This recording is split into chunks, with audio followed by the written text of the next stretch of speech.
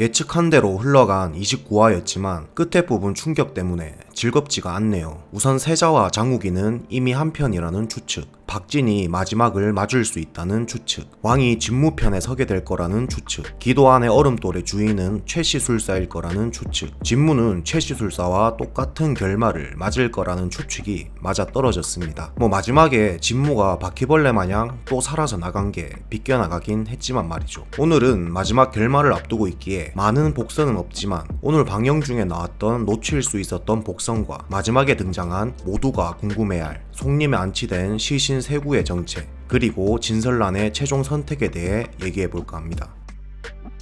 오늘 유심히 보지 않으면 놓칠 수도 있었던 장면이 있었습니다. 바로 현무의 본체가 등장했죠. 낙수가 발견했고 세자가 돌봤으며 장욱이 한번 살렸던 이 거북이의 정체가 정말 신수 현무였습니다. 진요원의 방패를 찾아주고 바다로 길을 떠났을 때 바다를 비춘 앵글에는 엄청난 크기를 자랑하는 검은 물체가 흐릿하게 움직이고 있었습니다. 작았던 거북이가 바다의 기운을 만나 본래 신수의 모습으로 돌아간 것이겠죠. 오늘 예고편에서 이런 말을 했었습니다. 화조는 깨어날 겁니다. 반드시 일어날 일이라 했습니다. 불의 기운을 가진 화조를 진무가 깨워 200년 전처럼 다시 환란의 세상이 도달할 것 같죠. 화조의 본체가 드러난다면 오늘 바닷속으로 사라진 현무의 본체도 다시 한번 나타날 수 있지 않을까 하는 생각이 듭니다.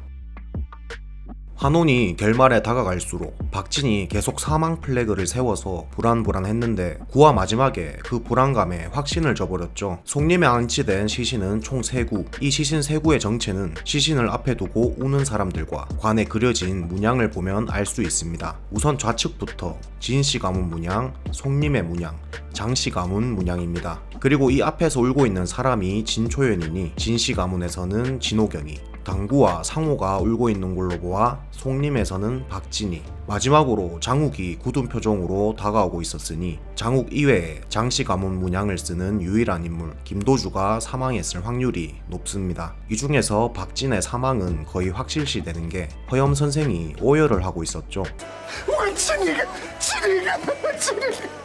어찌 보면 현재 왕과 만장애들과 반대되는 강력한 힘과 권력이 반복되는 것을 반대하는 생각이 제대로 박힌 어른들이 죽어버렸네요. 사람도 강하고 영원한 것은 있어서는 안 되는 것입니다. 이 3명이 어떠한 이유로 죽은지는 알 수 없으나 가장 유력한 이유는 화조를 꺼내려는 진요원을 지키려다 목숨을 잃었을 확률이 가장 높겠습니다. 진요원의 원장인 진호경이야 진무가 화조를 꺼내기 위해선 필히 없애야 하는 인물이고, 화조의 위험성을 아는 박진은 진요원의 문을 닫아야 세상을 구할 수 있다는 걸 알고 있는 사람이죠. 김도주의 경우 술력이 없으니 이 싸움에 휘말렸을 확률이 크겠습니다. 오늘 박진과 김도주의 경우 북쪽으로 가 장욱과 함께 살기로 약속을 했는데 혼례식 마치면 우리 같이 우기 곁으로 갑시다. 정말 그러셔도 됩니까? 이렇게 먼저 가버리다니 장욱의 결말도 새드 엔딩일까봐 두렵습니다. 제가 유일하게 희망을 거는 것은 이전 화에서 박진이 유언처럼 했던 이 말입니다.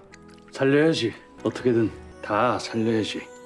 아련하게 했던 이 말, 박진은 사랑에 있어서는 둔하고 눈치가 없지만 송림의 총수로서 전투 능력, 전술 능력은 모두 뛰어났던 사람입니다. 그런 그가 유언처럼 했던 이 말을 특히 사랑하는 김도주를 지키지 못한 채 결말을 맞이한 것이라면 지금까지 유일하게 제대로 된 어른으로서 책임감을 보여준 박진의 마지막에 대한 배려가 아니라는 생각이 듭니다. 그의 마지막이 어떠한 이유로 죽게 된 것인지 그 서사가 납득이 될지는 모르겠으나 개인적으로 이 시신 3구가 정말 죽은 것이 아니라 전략 혹은 눈속임이었으면 좋겠습니다. 부디 박진이 했던 말, 살려야지. 어떻게든 다 살려야지. 박진이 지켰으면 좋겠습니다.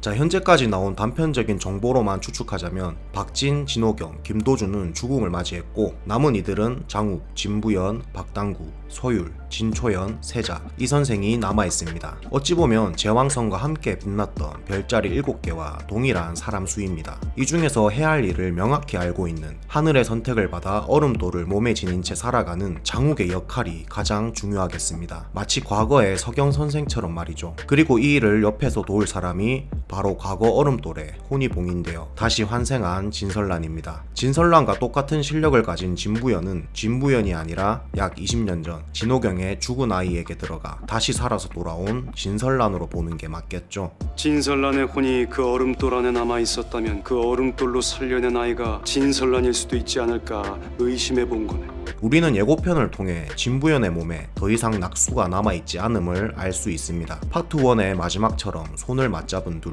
낙수는 이런 말을 남기고 정신을 잃습니다.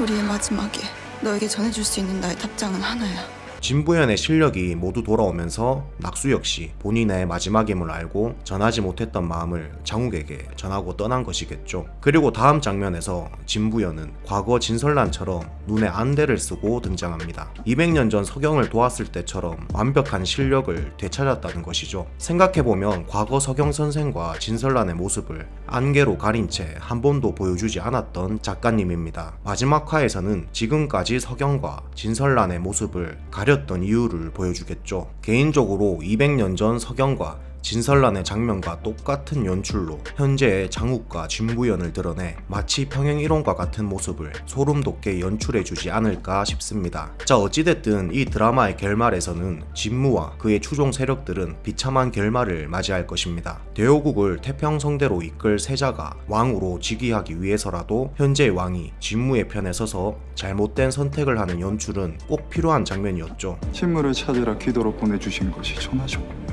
그리고 만장해가 진무의 편에 서는 연출도 지금 당장 장욱이 얼음돌을 꺼내지 않을 수 있는 계기가 되는 꼭 필요한 전개였습니다. 모든 일이 마무리되고 나서 세자의 경우 왕의 자리에 오를 것으로 보이지만 장욱과 낙수는 어찌 될까요? 정말 낙수는 이미 떠난 것일까요? 그리고 장욱은 얼음돌을 꺼내 죽음을 맞이할까요? 이 선생은 오늘 장욱과 그 아이도 다 그분의 선택이 아니었을까라는 말을 했습니다. 진설란을 말씀하시는 겁니까?